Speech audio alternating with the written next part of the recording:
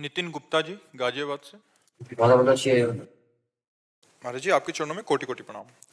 महाराज जी मेरा प्रश्न है कि मदालसा जी के पुत्र राजा अलर्क जी जो कि भोगों में आसक्त हो चुके थे, जब उनके भाई सुबाहु जी ने दूसरे राजा के साथ उन पर आक्रमण किया, जब वो वहां से चले गए, अंगूठी का रहस्य जानकर वह श्री दत्तात्रेय जी की शरण में गए। वहां वो संपूर्ण ज्ञान जानने के बाद उन्होंने एक बात कही कि हे प्रभु, मैं आपकी शरण में हूं और अब मैं इस गृहस्थ रूपी वृक्षों के वन से निकलना चाहता हूं। महाराज जी मेरा प्रश्न है कि अलर्क जी ने गृहस्थ आश्रम की को विपत्ति रूपी वृक्षों का वन क्यों कहा? भजन करोगे तो समझ में आ जाएगा। ऐसे संसार प्रिय लगता है, जैसे स्वप्न है ना, स्वाप्निक पुरुष को अच्छा लगता है या बुरा लगता है? दो बातें होती है ना। अगर स्वप्न में कोई हमें कष्ट दे रहा है तो बुरा लगता है, हमें सुख मिल रहा है तो अच्छा लगता है। लेकिन क्या बुरा और अच्छा होता है क्या? ये कब पता चला? जगने के बाद पता चला ना। तो अगर संसार समुद्र में मैं, मेरा, तय, तेरा, ये माया का स्वरूप है, ये है, और इसमें बन करके जल रहा है जीव, और जब उसे ब्रह्मानंद मिलता है तो उसको लगता है मैं इस आग में नहीं जाऊंगा। पर अभी ब्रह्मानंद मिला नहीं, भगवदानंद मिला नहीं, तो सब कुछ अच्छा लगता है? नहीं अच्छा लगता।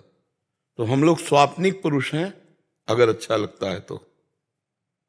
एक दीर्घ स्वप्न है, सत्य नहीं है। जब ज्ञान में जगोगे तो ये सत्य नहीं है।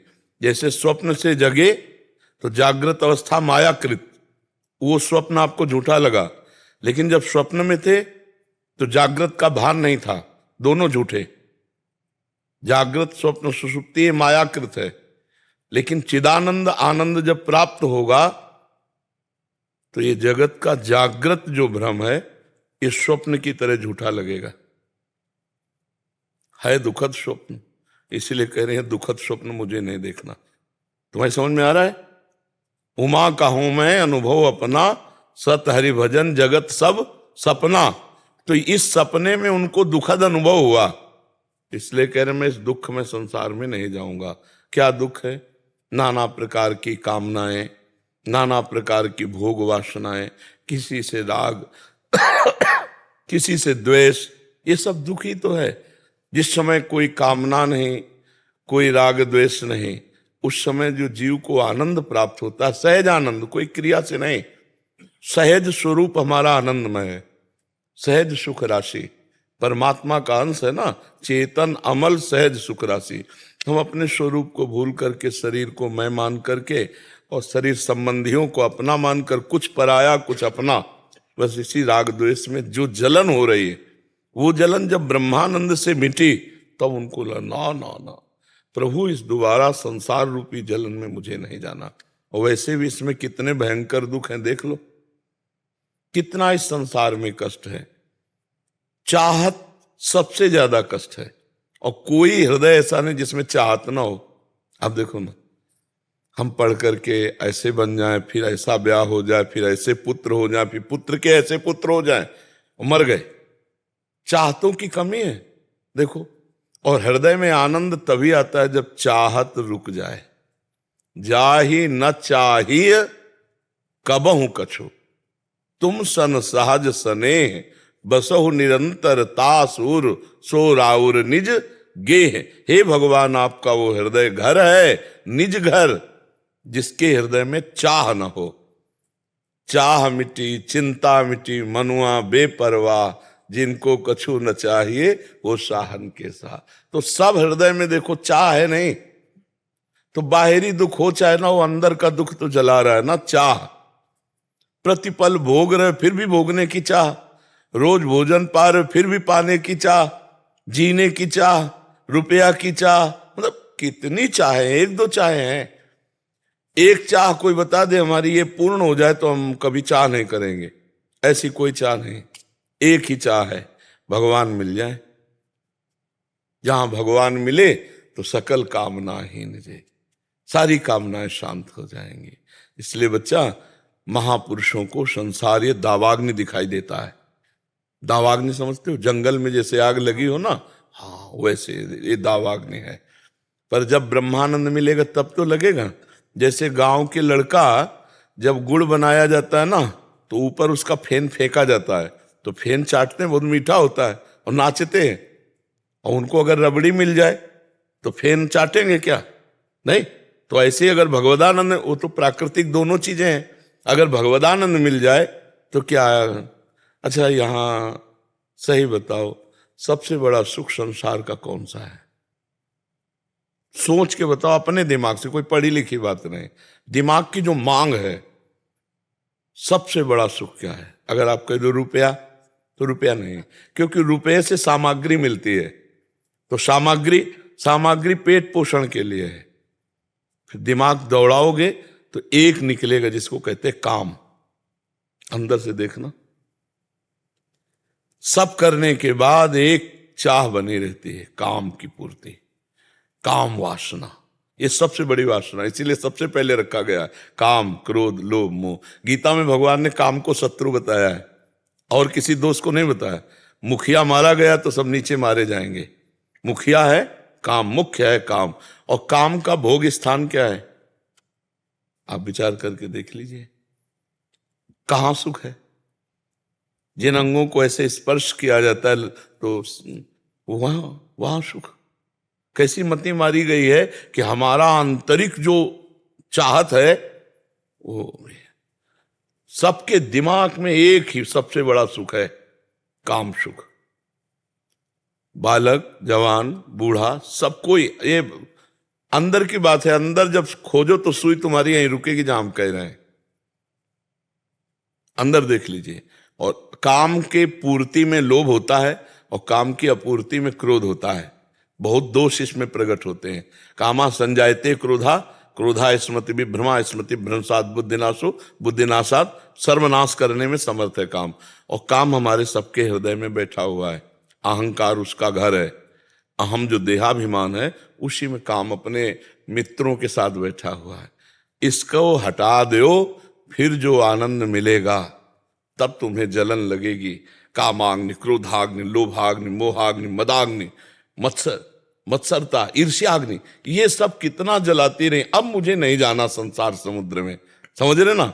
ये है दावाग्नि, नहीं जाना इस संसार में। तो वो महापुरुष जब ब्रह्मानंद को प्राप्त हुए और पीछे की बात देखी तो उनको, जैसे भर्तरी जी चक्रवर्ती सम्राट सब त्याग करके और जब भगवान शंकर की आराधना की, भगवान शिव प्रकट हुए, तो उन्होंने एक वरदान मांगा कि मुझे सम्मान से कभी भिक्षा ना मिले। क्यों? क्योंकि सम्मान देहाभिमान को पुष्ट करता है, सम्मान संसारिकता को पुष्ट करता है। इसलिए प्रभु मुझे कभी सम्मान से भिक्षा ना मिले। ये संसार बहुत मायावी है। जब तक हम भजन नहीं करेंगे तब तक ये समझ में नहीं आएगा। बड़ा सुखद लगता है, नहीं लगता? पत्नी, पुत्र, भाई, परिवार, रिश्तेदार, नातेदार, कितना आनंद लगता है। लेकिन क्या आनंद है किसी को? सब जल रहे, सब जल रहे। आनंद तो भगवान के चिंतन में है। जब तक भगवान का भजन नहीं करोगे तब तक आनंद का अनुभव, क्योंकि हमारे अंदर जो प्यार है वो जब तक परमात्मा के चरणों में नहीं पहुंचेगा तब तक कोई सुखी नहीं हो सकता। सब करके देख लो, सब करके। और जब वो मिलेगा तो लगेगा प्रभु भूल कर कभी इधर न जाने को मिले। तो इन महापुरुषों को आनंद मिला तो उन्होंने कहा प्रभु इस दावाग्नि रूपी संसार में कभी मुझे दोबारा न जाना पड़े। सब बड़े बड़े महापुरुष करते हैं, ग्रंथ पढ़ के देखो। क्योंकि अभी हमको आनंद मिला नहीं ना, जब वो आनंद मिलेगा तो ये आनंद जानते हो कैसे हो जाता है? गोस्वामी तुलसीदास जी लिख रहे हैं, रमा बिलास, रमा माने लक्ष्मी जी, ये लक्ष्मी माया का विलास। राम अनुरागी, भगवान के प्रेमी जन, तजत बमन जिमि जन बड़भागी। वो बड़भागी भगवान के भक्त इस माया के विलास को कैसे त्याग देते हैं? जैसे बमन, उल्टी कोई देखना चाहेगा, कोई खाएगा। और दूसरे शब्दों में विष्ठावत, जैसे विष्ठा को कोई दोबारा पलट के देखना नहीं चाहेगा। और तीसरा विश्ववत, ब्रह्मादिक के भोग शब्द, विषम लागत ताई, नारायण ब्रज चंद की लगन लगी है जाए। जहां भगवदानंद, परमानंद, ये घृणित विषयानंद, ये तो दुर्बुद्धि के कारण भोगा जा रहा है। नहीं, जहां सुबुद्धि आएगी तो आपके अंदर घृणा पैदा हो जाएगी, नहीं घृणा हो जाएगी? चाहे जितना बढ़िया जूस पियो लघु शंका, चाहे जितना बढ़िया भोजन पाओ सोच, और यही द्वार हैं सुख के, इनसे पैदा हुए और इन्हीं में आसक्त हैं, और यही हमारी दुर्गति। गौर से देखो कौन सा सुख है यहाँ, कौन सा सुख है? आप विचार करके देखो विवेक से। बिना विवेक से तो पशुता में सब मर ही रहे हैं संसार में। पशुता में तो सब देख रहे हो, बड़ी बड़ी घटनाएं हो रही। विचार पूर्वक देखो क्या सुख है। सुख जो अंदर है वो बाहर नहीं है, पर अंदर हम घुस नहीं पा रहे, बाहर ही बाहर दौड़ रहे। और जब अंदर का सुख मिला तो फिर बाहर की आग लगी कि नहीं नहीं ये मुझे कभी नहीं चाहिए। समझ पा रहे हो आप? कुछ संशय है इसमें? हाँ जी, मेरा एक और प्रश्न था। जैसे हम आपने कहा था यहाँ से लिख के नाम लिखता हूँ और जपता हूँ, तो महाराज जी 1 साल हो गया, मतलब नाम कभी आँख की डंडी टेढ़ी जा रही है, राह टेढ़ा जा रहा है। कोई बात नहीं, उसमें कोई बात नहीं। कभी मोटा, कभी छोटा, कभी रंगीन। हमारा तात्पर्य है उस लक्ष्य में डूबना। जैसे हम नाम लिखेंगे तभी जब भारी एकाग्रता होगी, थोड़ी चंचलता होगी तो फिर नहीं हो पाएगा है? चित्त जब भी भागता है हमारी। हाँ, तो हम उसको एकाग्रता के लिए निष्काम, एकाग्र, तन्मय, बहुत जल्दी उसका लाभ प्राप्त होता है, बहुत जल्दी। जैसे राधा, हमारे सामने राधा, आंख खोले चाहे बंद, और अंदर से निकल राधा, श्रवणेन्द्रिय सुन रही। अब इसको अभ्यास योग युक्त है ना, चेतसा नान्यगामिना। ऐसा अभ्यास करो कि आपका चित्त नाम को छोड़कर ना जाए। राधा महाराज जी लेकिन सीसीटीवी डिलीट ही नहीं होता है। मतलब जिसको देखे वो चित्त आ जाता है, फिर डिलीट में तो फिर नाम से डिलीट करना पड़ता है, तो ऐसा आता रहता है। अभ्यास करो, अभ्यास करो।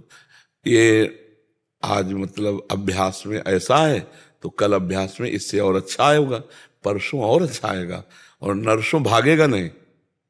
मतलब हम आपसे बात कर रहे हैं और सब लोगों को देखते हैं, तो क्या हम भजन विहीन चलते हैं क्या?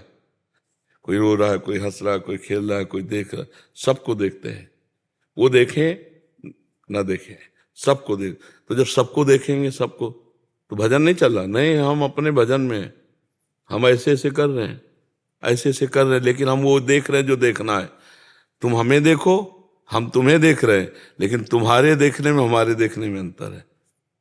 तुम इस देह को देख रहे हो, हम देहाती तत्व को देख रहे हैं।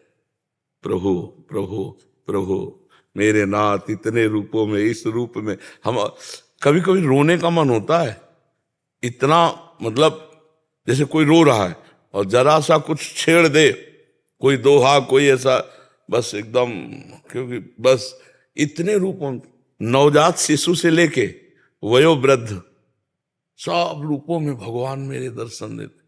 हमारा भगवत भाव, और बीच में सबके चेहरे के ऊपर भजन करने वाला बड़ा प्रवीण होता है, सुजान होता है। तो हमारा जब मन किसी चित्र में जाए, वो चित्र पहले नहीं था, वो चित्र बाद में नहीं रहेगा, तो बीच में उसकी सत्ता क्या है? हटाओ, 1 सेकंड में हटाओ, फिर लगो। अगर हम भगवत कृपा से ये प्रवीणता भगवान ना देते तो इतने चित्र हमारे पास इकट्ठा हो जाते कि हम चित्त हो जाते। नहीं तो ब्रह्म मुहूर्त के पहले जग करके ही इतने लोगों की चित्त हमारे देखने पड़ते हैं। चित्त तो हमारे चित्त में इतने चित्र जमा हो जाए कि हम चित्त हो जाएंगे, भजन ही नहीं हो पाएगा, ले हो जाए। लेकिन एक गुरु कृपा से, भगवान की कृपा से, जैसे अब हमसे आप कहो कि हम वहां खड़े थे, आपने हमें पहचाना? बिल्कुल नहीं हमारी हम आप यहां से हटे, हमारे पास डिलीट का बटन है, जो ये ऐसे हटे 1 सेकंड में डिलीट किया, सब खत्म। कौन कौन हमसे क्या बात की कोई मतलब नहीं, हमारा काम अपने से। अभ्यास योग युक्त है ना, चेतसा नान्यगामिना। तो ऐसा अभ्यास करो। अभी बहुत कम समय हुआ आपको अभ्यास करते हुए। करत करत अभ्यास के जड़मत होत सुजान, रस्सी आवत जात ही सिल पर हो। बिल्कुल निडर रहो, उत्साहहीन कभी मत बनना, उत्साहित रहो, काटते रहो, रोज आगे बढ़। जैसा पहले था अब नहीं है, जैसा आज है आगे नहीं रहेगा। विश्वास करो, साधन में चलते रहो। Professor doctor Arun Kumar Tiwari ji. महाराज जी आपके चरणों में कोटि कोटि प्रणाम। महाराज जी, जीवन के हर पड़ाव में, बाल्यकाल, युवा, प्रौढ़ावस्था में मनुष्य की इच्छाएं एवं आकांक्षाएं अलग अलग क्यों होती हैं महाराज जी? बदलती रहती। हाँ, अवस्था, परिस्थिति, ये इच्छाओं को, हमें लगता है कि इच्छाओं को मिटाना हमारा लक्ष्य होना चाहिए, इच्छाओं को मिटाना। देखो, बाल्यावस्था में जो जिन खिलौनों से खेलते थे उनको देखकर हंसी नहीं आएगी कि यार मैं इनसे खेलता था? हंसी आएगी ना। और आज जिन आप खिलौनों में खेल रहे हो, अगर ज्ञान हो जाए तो आपको वैसे ही हंसी आएगी जैसे वो छोटी सी कार, छोटे से हवाई जहाज होते ही रखे होते प्लास्टिक के, तो लगेगा यार मैं इनसे खेलता था। तो आज अभी अज्ञान की, अविद्या की धरा है। ये जो कामनाएं उत्पन्न होती है ना, इसकी भूमि है अविद्या, अज्ञान। अज्ञान खत्म हो जाए तो सही आपको कहते हैं कोई कामना ही नहीं उत्पन्न होती, कोई चाहे। जैसे पूछा जाए आपको क्या चाहिए, तो खोजने पर भी मतलब खोजने पर यह भी नहीं लगेगा कि ये चाहिए। अच्छा, जो चाहिए वो है, वो है, उसकी मांग नहीं है। हमने कभी मांग नहीं की भगवान मुझे दर्शन दीजिए। हर जो है एज ग्रुप में हैप्पीनेस का इंडेक्स अलग अलग है। हम बचपन में खिलौना चाह रहे थे जी, आज उसके बाद जो है मनी की तरफ, ये भी खिलौने, ये भी तो ये भी खिलौना है, ये भी खिलौना है। आप अज्ञान की धरा में आप अवस्थाओं को देख रहे हैं और हम एक ही धरा देख रहे हैं। जो बाल्यावस्था में अज्ञान था वही जवानी में अज्ञान है, वही बुढ़ापे में अज्ञान है, वही मृत्यु, और वही मृत्यु के बाद कोई मृत्यु नहीं है। फिर ज्ञान क्या है अगर ये अज्ञान? हाँ, यही बात है। स्थूल सूक्ष्म कारण मैं नहीं हूं, ये शरीर मैं नहीं। इतना तो यार बैठ करके समझो, भला तुम शरीर हो, देखो ना, तुम शरीर नहीं हो यार। ऐसा थोड़ा भी समझ आ रही हो तो समझो। जैसे ये मेरी टेबल, ऐसे मेरा हाथ, इसमें मैं कहीं तो नहीं हूं ना, मैं कहीं नहीं है। मेरी गर्दन, मेरी छाती, मेरे पैर, मेरा शरीर, मेरा शरीर कहा गया, मैं शरीर नहीं कहा गया। ये मैं नहीं है, ये मेरा, मेरे लिए मिला है, गाड़ी है ये। तो जैसे हम कोट पहनते हैं, शर्ट पहनते हैं और बनियान पहनते हैं, ऐसे जीव आत्मा के 3 कपड़े हैं। स्थूल शरीर कोट, सूक्ष्म शरीर शर्ट और कारण शरीर बनियान। और हम इतने अज्ञान में फंस गए कि सच्चाई से पूछो तो 100% हम अपने को शरीर मान रहे हैं। 100%, 99 नहीं, आप देख लीजिए, 100% हम अपने को मान रहे हैं। और यही अविद्या कामनाओं को उत्पन्न करती है। हम अपने को जब बालक मान रहे थे तो बालक के अनुसार कामनाएं थी, हम अपने को जब जवान मान रहे हैं तो जवान के अनुसार कामनाएं, जब बुढ़ापा मानेंगे तो बुढ़ा। लेकिन क्या आपकी जवानी, आपकी बाल्यावस्था, आपकी बुढ़ापा है? आप बाल्यावस्था को देखने वाले थे, जानने वाले थे, आप बालक नहीं थे। आप जवानी को देखने वाले हैं, जवानी के भोक्ता बन बैठे, इसीलिए दुर्गति हो रही है। नहीं, आप जवान नहीं है, आप बुढ़ापा नहीं है, आप में मृत्यु नहीं है ही नहीं मृत्यु आप में। ये पैदा हुआ है, यही नष्ट हो जाएगा। यही बाल्यावस्था हुई, यही इसकी जवानी हुई, यही इसकी बुढ़ापा होगी, इसकी मृत्यु। आप इसको देखने वाले हैं, पर आप इतना तन्मय हो चुके हैं कि आप शरीर ही हैं। अभी आपको सूचना मिल जाए कि आपकी किडनी दोनों फेल, फिर आपको कैसा लगेगा? मरा, सब कुछ छूटा, सब कुछ गया। क्या गया? तू अविनाशी सच्चिदानंद में गाड़ी मिली थी, यात्रा करनी थी, भगवत यात्रा की नहीं, इसीलिए पछता गया, इसीलिए तुझे दुख हो रहा है। नहीं तो अगर यात्रा पूरी हो गई ना तो मरने का शब्द बहुत मीठा लगता है, बहुत मीठा लगता है। मरने से सब जग डरा, मेरो मन आनंद। कब मरी हो, कब भेटी हो, ये प्रवचन नहीं है, ये जीवन है। ये प्रवचन केवल नहीं कर रहे। तो ये शरीर का अभिमान होने के कारण उसके अवस्था के अनुसार कामनाएं होती हैं। शरीर का अभिमान होने के कारण अवस्था के अनुसार कामनाएं होती हैं।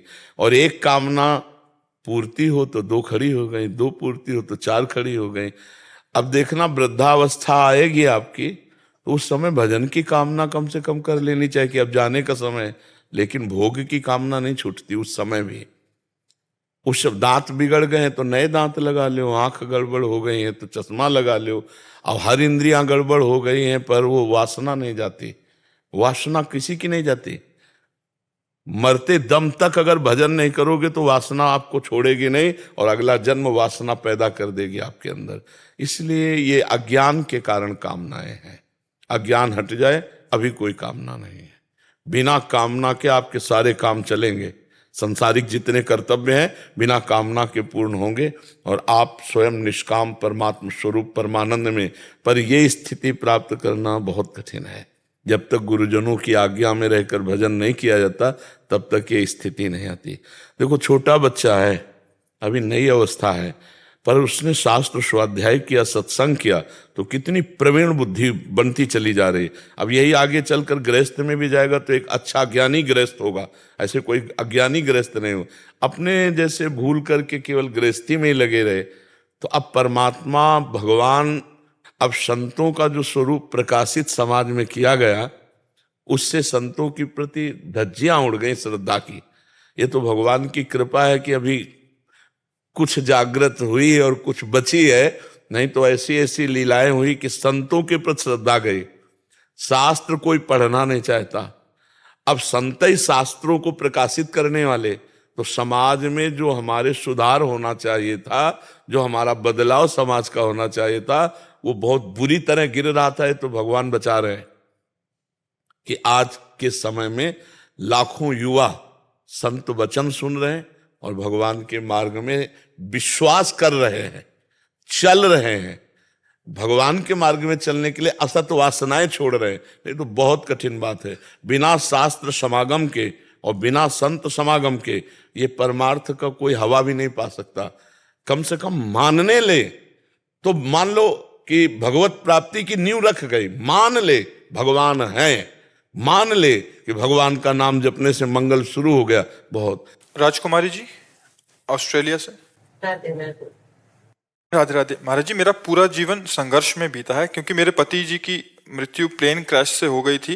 महाराज जी, मैंने शक्ति उपासना में हमेशा सकाम भक्ति रही है मेरी। अब वृंदावन में आकर निष्काम भक्ति के बारे में थोड़ा थोड़ा पता चला। अब जीवन के अंत में पूर्वाभ्यास को कैसे परिवर्तित करूं, भगवान को सच्चा प्यार करूं। देखो, हम तो सच्चा प्यार प्रभु की तरफ नहीं कर पाएंगे।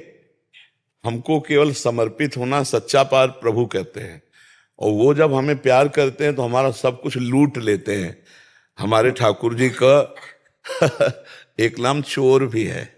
हमारे ठाकुर जी ब्रजे बसंतम नवनीत चोरम गोपांगना नाम चदुकूल चौरव अनेक जन्मार्जित पाप चौरम चौराग्रगण्यम।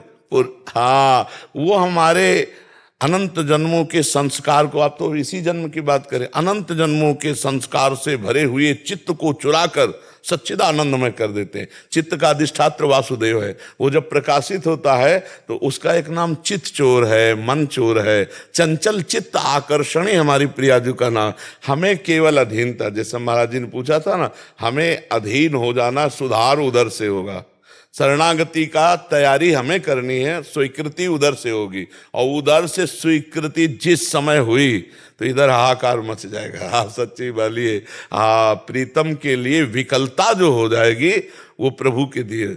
जिस पर तुम हो रीझते क्या देते यदवीर, रोना सिसकना तड़पना आहो की जागीर।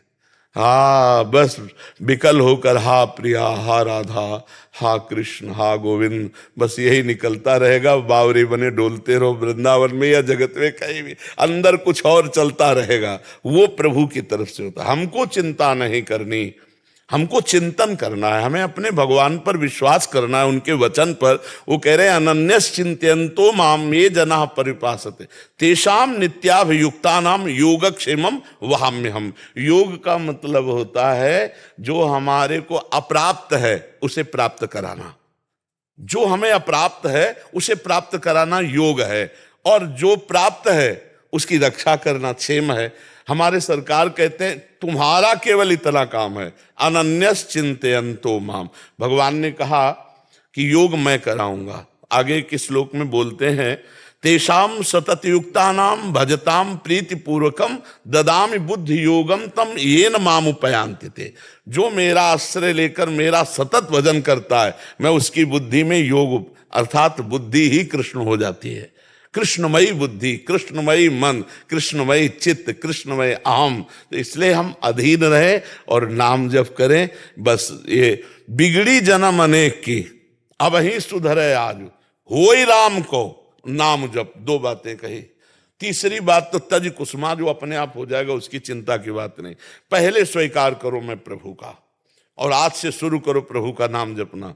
आगे की बात प्रभु सब संभाल देंगे। अपना केवल इतना काम है, स्मरण करना, भजन करना, अपना कार्य, सारा कार्य प्रभु अपना बड़ी चतुरता से करते हैं। वो अपने कार्य में ढिलाई नहीं कर रहे, हम अपने कार्य में ढिलाई। हमारा और प्रभु का, हमें जितनी प्रभु ने ऊर्जा शक्ति दी उसे हम प्रभु में लगाएं। जो भी क्रियाएं कर रहे हैं, व्यापार, नौकरी, सब भगवत भाव से करें। प्रभु की सेवा है और नाम जप करें तो प्रभु चित्त को आकर्षित कर लेते हैं। जहां चित्त आकर्षित हुआ तो कैसी स्थिति होती है? बोले काम ही नारी प्यारी जिम। देखो चित्त गया ना, तो काम ही नारी प्यारी जिम, लोभी जिम प्रिय दाम, तिमि रघुनाथ निरंतर प्रिय लागो। जहां चित्त गया तो जैसे कामिनी का चिंतन कामी करता है, लोभी धन का चिंतन, ऐसे भगवत चिंतन स्वाभाविक होने लगता है। तो हम अधीनता और नाम जप दो पर रहें, आगे की बात भगवान संभाल लेंगे। राजकुमार जी, गुरुग्राम हरियाणा से। श्री हरिवंश महाराज जी, आपके चरणों में कोटि कोटि प्रणाम। महाराज जी, भक्ति साधना में विनम्रता का क्या महत्व है और उसे कैसे बहुत अपने अंदर बहुत विकसित महत्व करें? है। अहंकार भगवान को अच्छा नहीं लगता। सुनहु राम कर सहज स्वभाव, जन अभिमान न राखे काऊ। यदि अहंकार भरी कोई भी भोग लगा लेना, भगवान का मंदिर बना लेना, बड़ी से बड़ी बात हो जाए तो भी भगवान उसे पसंद नहीं करते। अहंकार में भर करके दुर्योधन ने सारी व्यवस्था 56 भोग बनाए थे, भगवान ने देखा भी नहीं। और दैन्य विनम्र विदुर जी उनके घर गए, और विदुरानी जी इतने प्रेमी स्वभाव की थी कि वो हर समय भगवान श्री कृष्ण का चिंतन करती, महान वक्ता थी। दरवाजे पे कृष्ण, श्री कृष्ण मेरे दरवाजे है। तो स्नान कर रही थी, देह सुधी भी नहीं, वैसे ही बाहर भगवान अपना पीताम्बर। अब भगवान कह रहे हैं कि कुछ पवाओ, तो उनको सुधारे। प्रभु वो केला रखे, पवाओ आके, तो केला लाए और गूदा फेंक रहे, छिलका भगवान को पवा रहे। भगवान छिलका पा रहे। तो विदुर जी को पता चला कि ठाकुर जी, तो विदुर जी दौड़ते हुए आए। अरे उनका बावरी, ये क्या गूदा सब फेंक रहे। गूदा पर भगवान ने कहा वो स्वाद ले आया जो विदुरानी के। यही दरबार दीन को आदर, रीति सदा चली आई। जेहि दीन पियारे वेद पुकारे, द्रवहु सुश्री भगवाना। जगह जगह लिखा हुआ दैन्य, दीनता। क्योंकि अहंकारी भगवान, अहंकार का तात्पर्य है वो विनाश होगा, वो नष्ट होगा। चाहे जितने बड़े भक्त में अगर थोड़ा भी अहंकार आया। एक बार गरुण जी महाराज से देवराज इंद्र ने पूछा, जो वो अमृत कलश हरण करने गए, कि महाराज आपकी सामर्थ्य का मैं पार नहीं पा रहा हूं। कोई भी देवताओं के अस्त्र, देवताओं की शक्ति आपको परास्त नहीं कर पा रही। जब अमृत कलश लेने गए तो बड़ा चरित्र हम सारांश में, तो आप में कितनी सामर्थ्य है? तो उनका त्रिभुवन को अपने एक पंखे पे रख करो, भगवान को विराजमान करके सहज में आनंद से उड़ सकता हूं। त्रिभुवन, और है सामर्थ्य, ऐसा नहीं कि सामर्थ्य, वो भगवान के वाहन है। पर अंदर कुछ आ जाना, हम भगवान को बैठाल कर त्रिभुवन को रख करके आराम से उड़ सकता हूं। तो एक दिन समुद्र पार कर रहे थे, तो एक पंजा हाथ ऐसे रखा, तो झप से एक छोटी चिड़िया की तरह गिर गए समुद्र में। फिर पुकारा त्राहिमाम, हे भगवान रक्षा करो। तो भगवान ने कहा, गरुण ये मेरा ही अभी कर कमल है, तुम मुझे बैठाल कर त्रिभुवन को पंखे में रख करके उड़ सकते हो, वो मेरी सामर्थ्य से, तुम्हारी सामर्थ्य नहीं। तुम्हारी सामर्थ्य तो मेरा एक कर कमल भी रखने की नहीं। त्राहिमाम प्रभु समझ आया। कई बार सुनाया, नारद जी को अहंकार हो गया, हम काम भी जाई, तो हालत क्या हुई, चरित्र पूरा सुन के देख लीजिए। भक्त को भी अहंकार हो जाए तो भगवान बर्दाश्त नहीं करते, फिर और अहंकार की तो बात। तो दैन्यता अति, पर ये बनावटी नहीं होनी चाहिए। जैसे हम माइक से बोलते हैं कि हम तो अधम जीव हैं, नीच हैं, पामर हैं, हम पर भगवान की कृपा हुई तो हमें ये लाभ मिला कि हम भगवान के चरणों की भक्ति में, अब हम बोल गए। और जब हमारे सामने कोई खड़ा होकर हमको कहे और हमको लगे कि हाँ मैं तो कह ही रहा था, ये भाई भी गवाही हो गए, हे भगवान अब हम पर कृपा करो, देखो मैं दीन हूं, नीच हूं। पर हम बोल दें अधम तो चलेगा, लेकिन अगर आप बोल दो कि तू अधम है, फिर कैसा हृदय में होगा, फिर एक हृदय में जलन होने लगेगी। तो इसका मतलब अभी अहंकार बकाया है। भगवान दैन्य पसंद करते, जो जितना दैन्य है। आप बड़े भक्तों को देखना, बड़े दैन्य मिलेंगे आपको। जहां कहते हैं ना, थोड़ा पानी अगर गगरी में हो तो छलकता हुआ जाएगा, गंभीर नहीं होगा। अगर थोड़ा सा कुछ है तो अहंकार, और जो ज्यादा मात्रा में भगवदा आनंद है वो गंभीर मिलेगा, दैन्य मिलेगा। तो भगवान को दैन्य प्रिय, दैन्य बहुत आवश्यक है। भक्ति बिना दैन्य के हो ही नहीं सकती। तृणादपि सुनी चेन तरोरिव सहिष्णुना अमानिना मान देन कीर्तनीया सदा हरि। तृणते अपने को नीच समझे सो महान भगत बनेगा। सदैव निरंतर भक्ति उसकी सुरक्षित रहेगी। जो अब जब तृण से नीच, तो सबके सेवक हम हुए कि नहीं हुए? सब हमारे स्वामी, और भक्ति का स्वरूप भी यही है। सो अनन्य गति जाके असमति न टरे हनुमंत, मैं सेवक सचराचर रूप स्वामी भगवंत। चराचर जगत मेरे स्वामी का रूप है, मैं सेवक हूं। ऐसा हृदय में भाव हो तो वो दैन्य भाव रहता है, क्योंकि सब हमारे स्वामी के। तब तृणादपि सुनी चेन तरोरि सहिष्णुना, इतना सहनशील होना चाहिए कि वृक्ष के समान। चाहे जैसा अपकार करो वृक्ष का, वो उपकार ही करेगा। पत्ता, पुष्प, फल, छाया और लकड़ी देगा ही देगा। ऐसे ही जो संत का, भक्त का अपराध करे, वो उसका मंगल करे, वो उसका मंगल मनावे। करत जे अनसैन निंदक जिन्हों पे अनुग्रह करे, और स्वयं अमानी रहकर दूसरों को मान दे और निरंतर भगवान का कीर्तन करे। इससे बढ़िया भक्ति का स्वरूप और क्या होगा। महाप्रभु चैतन्य देव जी कह रहे, तृणादपि सुनी चेन तरोरि सहिष्णुना अमानिना मान देन कीर्तनीया सदा हरि। बहुत कम शब्दों में पूरे शास्त्रों का सार बता दिया। अगर दैन्य भाव नहीं है, अहम है, तो ये भगवान को पसंद है। वो भगवान की भक्ति में अग्रसर नहीं हो सकता। जीवे दया नामे रुचि वैष्णव सेवा। अगर नाम में रुचि हो जाए और वैष्णव संत जनों की सेवा का अवसर मिले, और सब जीवों पर हमारा भाव रहे कि हम क्या सेवा करें, कैसे इसको प्रसन्न कर दें, तो वो वही कर सकता है जो अहंकार रहित है। सेवा कौन कर सकता है? सेवक का मतलब होता है अहंकार रहित होना, सबके प्रति ऐसा भाव। ये भगवान को बहुत पसंद है। और जो श्री विग्रह में तो सेवक भाव रखता है मंदिर में, और बाहर निकलकर दूसरों से छल कपट द्वेष करता है, भगवान ऐसी पूजा स्वीकार नहीं करते। कपिल भगवान वर्णन करते हैं भागवत में कि जो मेरे श्री विग्रह की अच्छे अच्छे पदार्थों से पूजा करे, पर हम ही सब आत्म रूप में सबके विराजमान हैं, और वहां जाकर के निंदा करना, अपमान करना, ऐसा व्यवहार करना, तो उसकी ऐसी पूजा हुई जैसे राख में किया हुआ हवन, व्यर्थ। मतलब उसका पूजा का कार्यक्रम व्यर्थ रहेगा, जो अहंकार पूर्वक अन्य जीवों को क्लेश देता है। जी। प्रेरणा जी बेंगलोर से।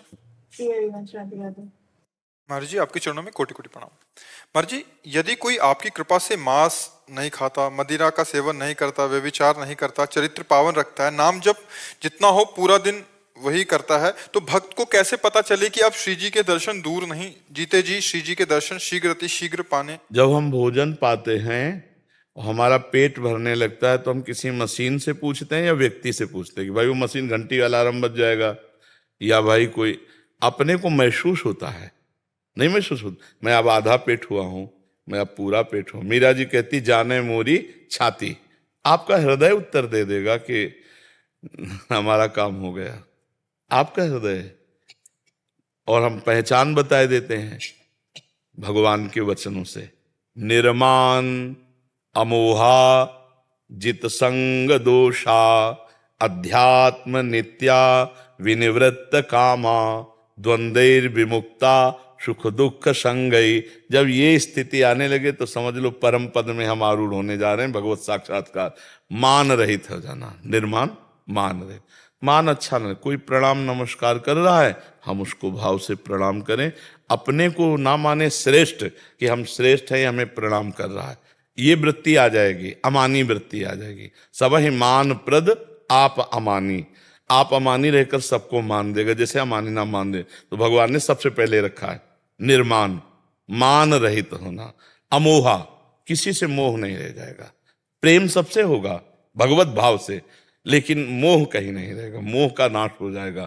मोह गए बिनु राम पद होय न दृढ़ अनुराग, मोह मूल बहु शूल प्रत्याग उत्तम अभिमान। मोह बहुत खतरनाक है, तो भगवान के भजन से मोह का नाश हो। अमोहा और जित संग दोषा, कोई भी भोग नजदीक हो, भोगने की इच्छा नहीं रहेगी। जब भगवत दर्शन की वृत्ति नजदीक आएगी तो मान रहित हो जाओगे, मोह रहित हो जाओगे। और जित संग दोषा, व्यक्ति वस्तु स्थान उसका कोई भी प्रभाव हमारे ऊपर नहीं पड़ेगा। जैसे हमारे को एकांत में भोग विविध प्रकार के मिले इंद्रियों के, तो मन चलायमान हो जाए, उसका चलायमान नहीं होगा। जैसे भुने हुए चने पर कभी अंकुरण नहीं होता, ऐसा होता है भगवत साक्षात्कार किया हुआ महापुरुष या भगवत साक्षात्कार जिसका होने वाला है। तो जित संग दोषा और अध्यात्म नित्या, वो आत्मस्वरूप प्रभु में निरंतर रमण करता है, अर्थात हर समय अव्यावृत भजन चल रहा है। और विनिवृत्त कामा, सारी कामनाएं उसकी शांत हो जाती हैं। द्वंद्व विमुक्ता, मान अपमान निंदा स्तुति सुख दुख लाभ हानि जय पराजय, सब में उसका समान भाव होता है, समान भाव होता है। द्वंद्व विमुक्ता, सुख दुख संगय, सुख और दुख को समान भाव समझने वाला वो महापुरुष अव्यय पद, जो अव्यय पद भगवत स्वरूप है, उस परम पद का अधिकारी हो गया, वो भगवत साक्षात्कार का अधिकारी हो गया। पर निरंतर नाम जब चले तब ये स्थितियां आएंगी निरंतर। जैसा आपने बताया कि चरित्र पावन, व्यसन रहित और गंदे आहार का त्याग और निरंतर नाम जप, तो धीरे धीरे ये स्थितियां आएंगी। पर इसका अहंकार न हो, त्याग का अहम न हो, त्याग के त्याग की स्मृति का लय हो जाना। ऐसे त्याग का लय होना चाहिए जैसे हम विष्ठा त्यागते हैं तो हम कहीं गर्व थोड़ी करते हैं। तो ऐसे ही विष्ठा मलवत, विषवत, वमनवत संसार के भोगों का त्याग करके त्याग की स्मृति का त्याग, तब वो भगवत अनुराग से युक्त हृदय भगवत साक्षात्कार युक्त होता है। अत्यंत दैन्य। देखो हनुमान जी जब प्रथम मिल रहे राम जी से, तो राम जी पूछ रहे कौन है विप्र देवता, तो कैसे परिचय दे रहे? एक मैं मंद मोह बस कुटिल हृदय अज्ञान, मैं मंद मोह के बसीभूत कुटिल हृदय से अज्ञानी। और कह कौन है? ज्ञानी नाम अग्रगण्यम बुद्धिमताम वरिष्ठम। इसे परिचय, यह है दैन्य। अपना परिचय कैसे दे रहे? एक मैं मंद मोह बस कुटिल हृदय अज्ञान, पुनि प्रभु मोह विसारेउ दीन बंधु भगवान। दैन्य भाव हृदय में आ जाए, खूब निरंतर नाम जब चल रहा है और प्रभु के मिलन के लिए रोना आने लगे। रुदु सुस्वरम राजन कृष्ण दर्शन लालसा, जहां प्रभु के लिए रोना आने लगा तो प्रभु रोना बर्दाश्त नहीं करते। ये बात समझ लो, सब सह सकते हैं लेकिन भक्त के आंसू को प्रभु नहीं सह सकते, ऋणी हो जाते हैं। गोपीजनों से कह रहे हैं कि मैं अनंत काल तक यदि तुम्हारी सेवा करूं तो भी मैं तुम्हारे प्रेम रूपी ऋण से उऋण नहीं हो सकता। हे गोपियों, तुम अपनी उदारता से मुझे उऋण कर सकती हो। ये भगवान को सहन नहीं होता। जब कोई एकांत सच्चाई से एकांत में बैठकर जब भगवान के लिए रोता है, तो उसी समय देखना तुम्हारे हृदय में पहले आनंद रूप से स्फुरित होंगे, फिर मानस पटल पर झलकने लगेंगे। और अगर यही निरंतरता चलती रही तो प्रगट में दर्शन हो जाएंगे। पर ये स्थिति बहुत दुर्लभ है, इसलिए खूब नाम जप करो, अहंकार रहित होकर जप करो। मैं भजनानंदी हूं, इसका भी अहंकार ना हो। भगवान से मनाते रहो कि प्रभु कहीं भजन का अहंकार ना हो जाए। नहीं मैं भजनानंदी हूं, ये भी आ गया तो गाड़ी रुक जाएगी, फिर आगे यात्रा नहीं होगी, फिर विकार घेर लेंगे। इसलिए बहुत दैन्य, इसीलिए दैन्यता के लिए बड़े महापुरुषों का सेवन किया जाता है, संत महापुरुषों का। उनके दर्शन से, उनकी चरण रज से दैन्यता आती रहती है, अहंकार नष्ट होता है। जैसे आप भजन करो तो जितना भजन करते हो, जब ऐसे भजनानंदी को देखा जब रात दिन रो रो के भजन कर रहे हैं, तो आपको लगे हमारा भजन क्या है, गया ना अहंकार। तो हाँ, तो हम जब बड़े संतों के दर्शन करते हैं तो हमारे हृदय का अहंकार नष्ट हो जाता है। इनकी तपस्या, इनका रात दिन प्रभु के लिए जीवन अर्पित करना, हम तो नाना प्रकार के भोगों में फंसे हुए हैं, तो वो दैन्य आ जाता है, अहंकार न। जब हम नीचे देखते हैं फिर हमको अहंकार आता है। तो हमें नीचे के जनों में भगवत भाव रखना चाहिए और बड़े महापुरुषों का संग करना चाहिए। महापुरुषों के संग से अहंकार नष्ट हो जाता है, दैन्य आ जाता है, और महापुरुषों के संग से भगवत प्राप्ति की लालसा भी जागृत होती है, भजन बढ़ता है, भजन की रुचि भी जागृत होती है। संत समागम ये दुर्लभ वस्तु है, संत समागम हरि कथा तुलसी दुर्लभ। तो अब लाभ मिल रहा है तो जीवन को बढ़ा ले चलो प्रभु की तरफ, अच्छे आचरण करो, जैसे आपने बताया ऐसे सबको करना चाहिए। ये मांस मदिरा ये सब गंदी चीजें हृदय को अपवित्र, शरीर को नष्ट कर दे, धन नष्ट हो जाए, सब इसमें खराबी खराबी है यार। दूसरे के शरीर को काट करके लोग खाते, कैसे हृदय वाले हमारे, तो यही समझ में नहीं आता।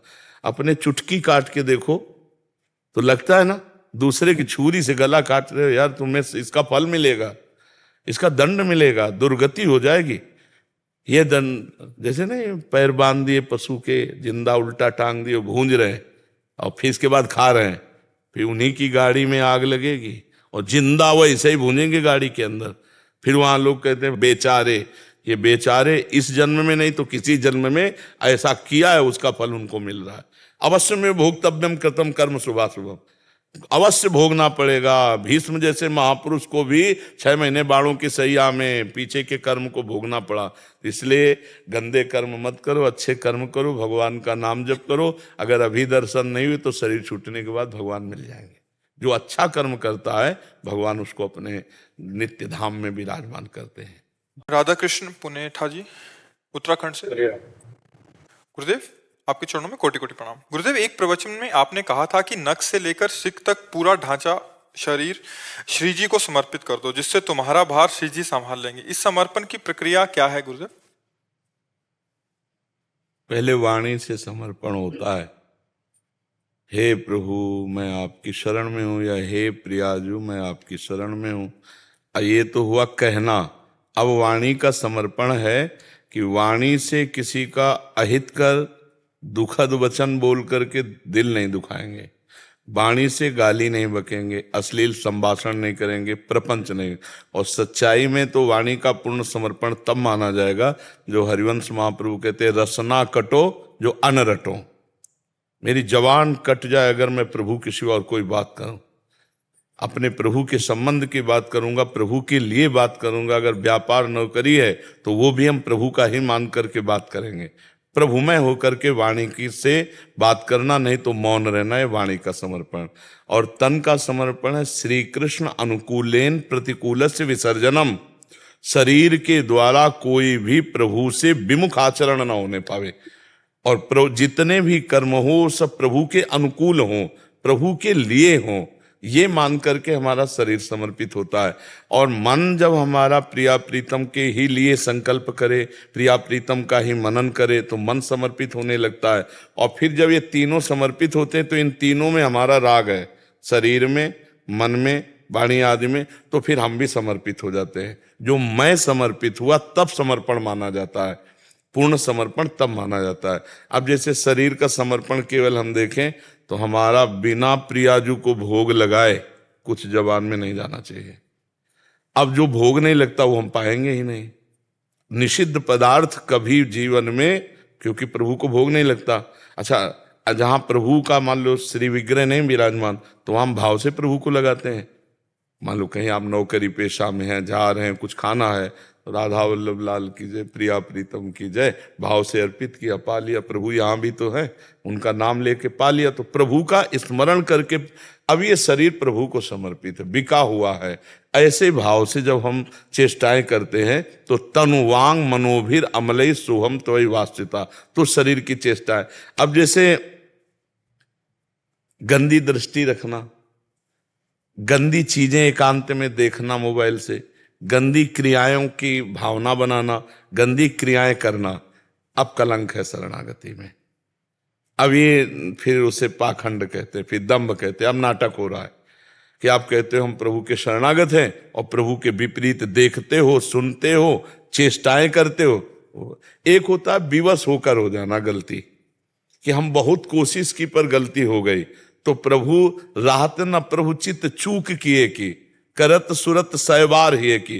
प्रभु उस चूक को फिर माफ कर देते हैं, लेकिन जानबूझकर अपराध करना और हम प्रभु के शरणागत कहलाएं तो फिर उसमें, तो ये बात हमें ध्यान रखनी कि हमें जानबूझकर अपराध नहीं, और हमसे जो गलती हो, जैसे हमें लगा कि हमसे गलती हो गई तो तुरंत हम उसी समय जहां हैं 1 सेकंड के लिए एकाग्र हो प्रभु से, प्रभु देख लो, हम आपसे प्रार्थना कर रहे थे, संभल नहीं पाए, प्रभु देख लो गिर गए, हे नाथ मुझे बचाओ, हे नाथ मुझे क्षमा करो। प्रभु फिर आपको बल देंगे, फिर आगे बढ़ाएंगे।